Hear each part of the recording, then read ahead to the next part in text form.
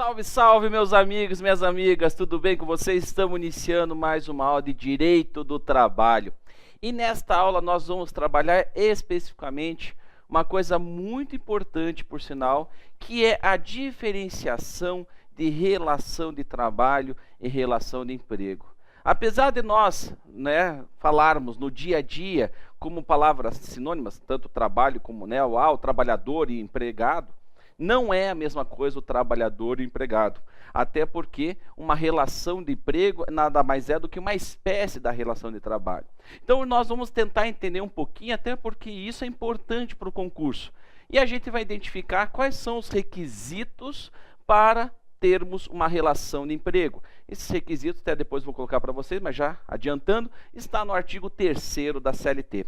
Ok? Então, indo lá para os slides, dá uma olhadinha lá no primeira página, nós temos então relação de trabalho e relação de emprego. Bom, gente, o que é importante nós sabermos? Qual que é a grande diferença de relação de trabalho e relação de emprego? Gente, é bem tranquilo, sinceramente é tranquilo. Só que precisa ter essa visão da diferença da relação de trabalho para a relação de emprego. Por isso, diretor, se você puder colocar para mim uma telinha branca, a gente vai tentar trabalhar com eles aqui, escrevendo um pouquinho como é que funciona a relação de trabalho e relação de emprego. Bom, gente, essa diferenciação de relação de trabalho e relação de emprego, até eu já adiantando para vocês que o artigo 3º traz quais são os requisitos para nós termos um empregado. E nós sabemos que relação de emprego, como é uma espécie de relação de trabalho, nós temos outras formas. Vou dar um exemplo. Autônomo, eventual, avulso. São todas as outras formas de relação de trabalho. Então, relação de emprego se encaixa em uma dessas formas, como se fosse uma espécie. Tanto é que vamos lá para o quadro branco, só para vocês entenderem. Se eu fosse fazer um desenho,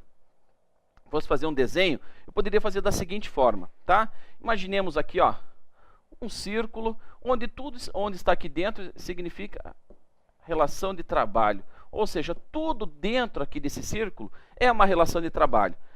São as várias relações de trabalho. Olha, agora, aqui dentro, nós temos relação de emprego, nós temos o autônomo, nós temos o eventual, nós temos o estagiário. Por que não o estagiário? Claro, o estagiário está aqui dentro também. Então, nós temos diversas espécies de relação, claro, e nessas espécies estão incluídas dentro da relação de trabalho, ok? Mas daí vem aquela perguntinha: professor, o que eu preciso para ter a relação de emprego? Quais são os requisitos para termos uma relação de emprego? E é isso que vai ser exigido na prova, na banca, e isso você tem que ficar atento, tá? Então, olha só, voltando só para o slide rapidinho, olha só, aqui eu trouxe algumas outras principais modalidades de relação de trabalho que nós vamos trabalhar mais para frente. Mas aqui eu só coloquei aqui alguns exemplos, até para você conseguir memorizar e já vai tendo contato com essas outras espécies. No caso, trabalho autônomo, eventual, o avulso, gente, olha só o temporário, que tem uma lei específica que a gente vai trabalhar mais para frente do curso. Então tudo isso a gente vai trabalhar daqui a pouco. Segura essa informação. Mas essa tela que eu preciso. Olha, o artigo 3º traz para a gente exatamente isso aqui, ó. O quê? Artigo 3º, está aqui em cima, traz para a gente os requisitos, tá? Artigo 3º da lei. Esse artigo 3º, até acho que ficou até feinho isso aqui. Vamos apagar isso aqui, diretor? Aqui, ó, deixa eu apagar aqui, isso. Vamos fazer um círculo aqui que eu acho que fica mais bonitinho aqui, ó. Um vermelhinho aqui, ó. Não. Vamos aqui, vermelho, ó. Vem para cá, isso. Artigo 3º, esse é o artigo que vocês têm que ter em mente. Então, veja. Quais são os requisitos que nós precisamos? Está aqui. Acompanhe comigo. Do outro lado, por sinal, né? Do lado de cá. Olha só. Pessoa física, pessoalidade, não eventualidade, subordinação e alteridade. Esses são os requisitos para que eu tenha uma relação de emprego. Se eu não preencher isso aqui, eu não tenho relação de emprego. Eu posso ter qualquer outra forma de trabalho, mas não emprego. Então, para que exista uma relação jurídica de empregado, ou seja, relação jurídica de empregador-empregado, há essa necessidade de preencher esses requisitos que estão no artigo 3º. Até já vou adiantar uma coisinha. A alteridade, que está, né, para cá, alteridade, alteridade, ela, alguns doutrinadores até não colocam, né, até entendem que só vai até a subordinação. Mas eu gosto de acrescentar porque a banca pode trabalhar de forma diferente, acrescentar essa informação e não quero que você seja pego de surpresa na curva, ok? Então vamos trabalhar rapidamente cada um desses requisitos, beleza? Tranquilo? Primeiro deles, pessoa física. Não há que se falar numa relação jurídica entre o empregado e o empregador, sendo o empregado uma pessoa jurídica. Não existe. Não pode, na verdade. Não existe relação de emprego com pessoa jurídica. O empregador, sim. O empregador, sim. Estou falando do empregado. O empregado não pode ser pessoa jurídica. Agora, muito cuidado que algumas situações, por exemplo, existem empresas que exigem, para ser contratado, né, exige que você constitua uma empresa. Aí, para que você seja um autônomo, prestador de serviço. Preste atenção. Se eventualmente preencher todos os outros requisitos, olha só. Ah, mas ele é pessoa jurídica, tá? Mas se ele preencheu todos os outros requisitos e ficar demonstrado que a empresa está querendo fraudar a legislação trabalhista, aí nesse caso, meu amigo, pode ser que ele consiga, no âmbito da Justiça do Trabalho, a configuração da relação de emprego. Porque o cara, como autônomo, não tem direito a horas extras, não tem direito a participação de lucro, é ótimo para o empregador. Então, tanto é que já teve perguntas no sentido de que, se o empregador tentar... na verdade, assim, ele colocava assim, o empregado, se caso, né, na verdade, se a pessoa fosse autônoma e tal, mas o empregador preenchendo todos os outros requisitos e tal, isso poderia configurar fraude e automaticamente ser considerado como empregado? Sim, sim, e isso está certo, assertivo, até porque pode configurar realmente. O importante é preencher todos os requisitos. Óbvio que para ser autônomo não pode ter subordinação. Se o cara tem subordinação, tem empresa constituída, mas tem subordinação, tem os outros critérios. Gente, a questão da pessoa física ali cai por terra, tá bom? Então esse é o primeiro requisito. Segundo requisito, meus amigos, vamos lá para a telinha. Pessoalidade. Gente, pessoalidade é outra coisa importante da relação de emprego. Não há que se falar numa relação de emprego que não exista pessoalidade. Mas já vou começar destacando uma coisa para vocês. Antes de explicar a pessoalidade, muito cuidado com as bancas. Por quê? Porque muitas vezes o termo pessoalidade não é utilizado. É utilizado outros termos. E isso a gente vai ver aqui no quadro branco, a forma que eles podem utilizar. Olha só como é que eles podem escrever no quadro branco.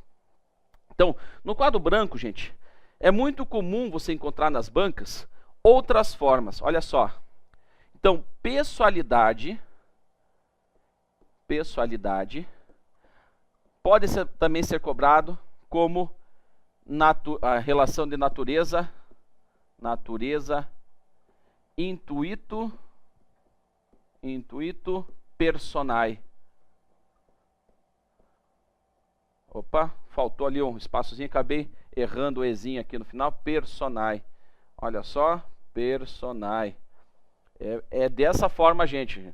Pessoalidade também pode ser escrito como natureza intuito personae, com intuito personalíssimo, né? Pessoalidade. Outro termo que eles também usam, gente, nas bancas, é a infungibilidade.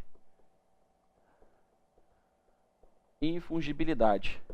Ou seja, a pessoa não pode ser alterada. A relação jurídica entre o empregado e o empregador tem essa relação personalíssima. Não é qualquer pessoa, é você que ele quer trabalhando lá dentro da empresa. É o teu conhecimento, é você, Cristiano Mion, eu que tenho que prestar serviço. Mas tem meu irmão gêmeo. Não tenho, tá? Mas, tem meu irmão gêmeo. Não, ele não quer meu irmão gêmeo, ele quer eu. A empresa quer você. Que docinho de coco, né? Quer você. Então, por isso essa relação estreita, de relação de intuito personae, relação personalíssima, uma relação de pessoalidade. Quando eu falo o termo pessoalidade, ele quer dizer o quê? Que você tem que trabalhar para ele. Existe essa ligação direta, ok? Agora, eu vou desenhar uma coisa bem importante no quadro. Veja, Esses são os termos que você pode encontrar. Mas veja o seguinte, deixa eu colocar outra cor aqui para me ajudar. Quando eu tenho uma empresa e eu tenho um empregado, ou vários empregados. Então vamos colocar aqui empregados no plural. Veja o seguinte, vamos com vermelhinho agora. Quando a relação do empregado, até vou fazer diferente aqui o desenho, para vocês entenderem aqui. Ó. Passar para a próxima para facilitar. Olha só, empresa. Aí vamos colocar assim os empregados aqui. Ó. A, B, C, D. Veja que eu tenho vários empregados trabalhando para essa mesma empresa. Veja que a relação é personalíssima somente dos empregados para a empresa, ou seja, para o empregador. Então a relação personalíssima é do empregado para o empregador. Agora a recíproca não é a mesma. E é aqui que mora o perigo. Existe, mais para frente a gente vai ver, quando a gente trabalhar o tema empregador, que existe o que nós chamamos de despersonalização da pessoa jurídica. O que é essa despersonalização? Veja, o vínculo do empregado é com a empresa e não com os sócios. Tá? Tanto é que aqui, ó, a relação jurídica, deixa eu colocar aqui, ó, opa, mais para cá, vermelhinho. Eu tenho o sócio A, eu tenho o sócio B, eu tenho o sócio C, são os donos da empresa. Veja que o vínculo é com o empreendimento. E essa recíproca da empresa com os empregados não é no formato personalíssimo, tanto é que se a empresa for vendida, por exemplo, não vai tocar em nada nos contratos trabalhistas, que é o que quando ocorre a sucessão trabalhista, né? Veja, os contratos não são tocados. Por quê? Porque existe exatamente esse vínculo do empregado com o empreendimento, com o empregador, no sentido da pessoa jurídica, e não é com os sócios. Pode trocar de sócio para A, para B, para C, para D, para E, o grupo A pode se unir com o grupo D, a empresa Bombom se juntou com chocolate, virou Bombom Chocolate. Os contratos não podem ser tocados. Nós temos o exemplo dos bancos, Itaú e Unibanco. Gente, não interessa, no momento que houve a união, os contratos não podem ser mexidos. Beleza? Tranquilo? Mas veja, a relação personalíssima somente existe do empregado com o empregador. Não é recíproco, não é do empregador com o empregado. Não existe essa relação personalíssima. Tanto é que pode alterar toda essa parte dos donos da empresa, que isso não vai modificar em nada. Beleza? Isso aqui com relação então à pessoalidade. Então só quero, voltando aqui na tela, cuidado com essas nomenclaturas aqui, tá?